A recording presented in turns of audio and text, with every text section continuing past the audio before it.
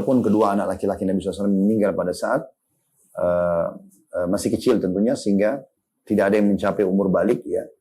Dan nanti juga ada penjelasan tentang masalah Nabi pun mendapatkan anak laki-laki dari istri yang lain bernama Maria, bernama Ibrahim juga meninggal masih kecil. Dari Nabi SAW punya 7 orang anak, 3 laki-laki dan 2 perempuan, tapi dari Khadijah 6, 1 saja dari Maria.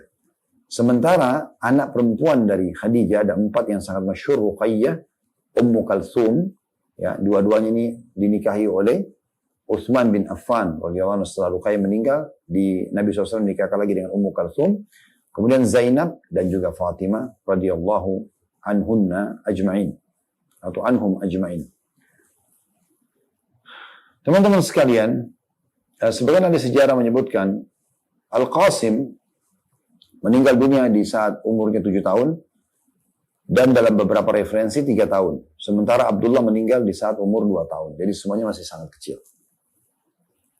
Sebagian orang ada yang keliru ya, mengira kalau Nabi SAW memiliki anak lagi yang bernama Toha dan Tayyibah.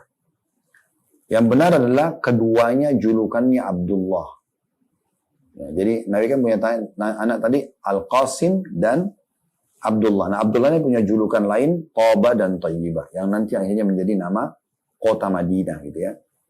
Nabi SAW juga dikaruniai oleh Allah SWT anak laki-laki, tadi saya bilang dari istri yang namanya Maria, yang bernama Ibrahim, yang juga meninggal dunia di umur 2 tahun. Dan dalam hadis yang sahih, kata Nabi SAW, sungguhnya aku diperlihatkan Ibrahim, sungguhnya Allah memberi Ibrahim, ya, seorang pemberi susu di surga. Setelah menikah dengan Khadijah, radhiyallahu anha, Nabi SAW menjadi tambah mulia, karena menikah dengan satu tokoh Mekah, wanita kaya, punya jalur nasab yang terkenal. Terlebih lagi walaupun dia umur 40 tahun, Khadijah masih bisa melahirkan, berarti menandakan sangat subur, ya. Dan tentu secara fisik pun kuat, ya. Selain memang Allah berikan keberkahan.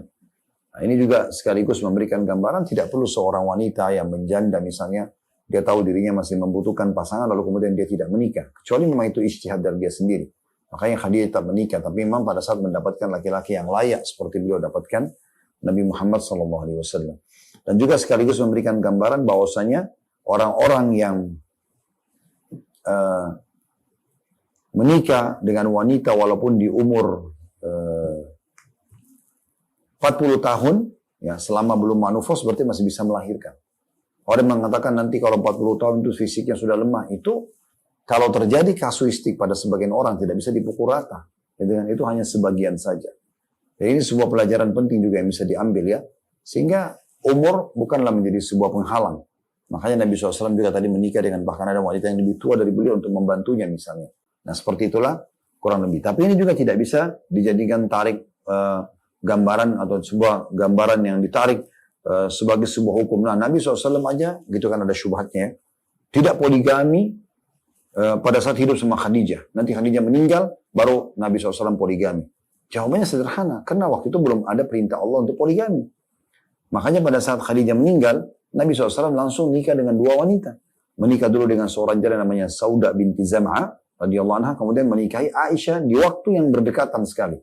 Seorang gadis dari anak Abu Bakar. Jadi baru diperintahkan Allah SWT poligami. Jadi ini bukan tolok ukur, makanya harus difahami sesuai dengan ilmu yang benar.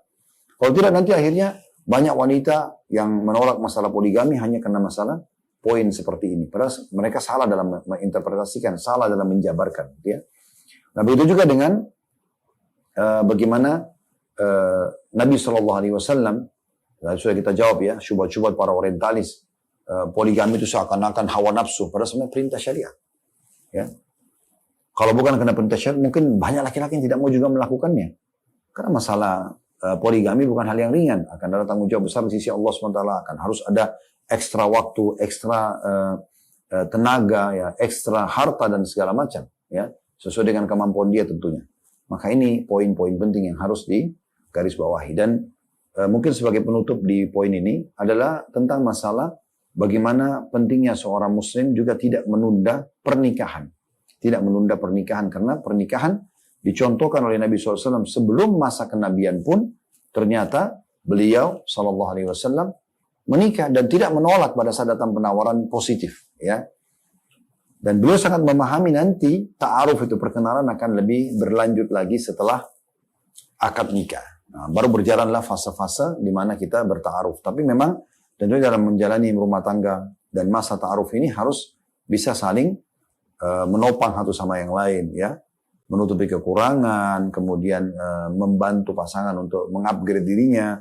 Dan tentu kita juga kalau punya kekurangan jangan kita ya, egois, ya, untuk menerangkan kekurangan kita. Jangan libatkan orang-orang yang ketiga kecuali orang yang faham ataupun memang di bidangnya atau memang dibutuhkan. Kalau tidak maka tidak perlu, sehingga tidak ada intervensi terlalu dalam gitu kan, yang bisa mengganggu rumah tangga dan segala macam hal yang harus dipertimbangkan. Nanti akan ada bahasan sendiri dalam masalah rumah tangga, tapi ini kita kutip dari pelajaran dari pernikahan Nabi SAW dengan Khadijah radhiyallahu anha. Ini sudah kita bahas teman-teman sekalian fase remaja Nabi SAW. Beliau tidak pernah melakukan kemaksiatan, ya. Beliau juga ikut dalam Harbu Fujar, peperangan yang membela Mekah pada saat itu dari serangan suku Hawazim. Nabi SAW juga ikut dengan Hilfu Fudul, ya, kesepakatan untuk membela orang-orang yang tertolimi.